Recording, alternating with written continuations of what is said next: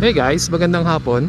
Today gamit natin ang bago nating microphone. This is the Insta360 Mic Air and it's currently connected sa Insta360 X5. I'm actually doing a test run kung gaano kaganda yung audio at gaano kalinaw when using this microphone.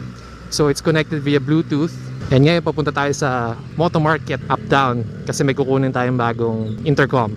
So hopefully malinaw yung audio nito, no?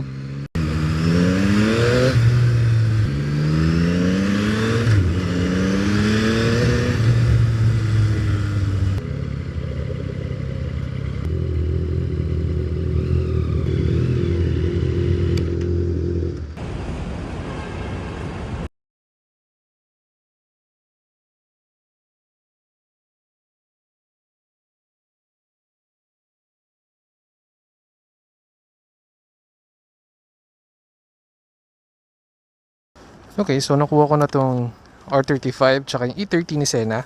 I'll be connecting it sa bahay kasi naka-adhesive yung current kong intercom and kailangan na onting kalikot. Anyway,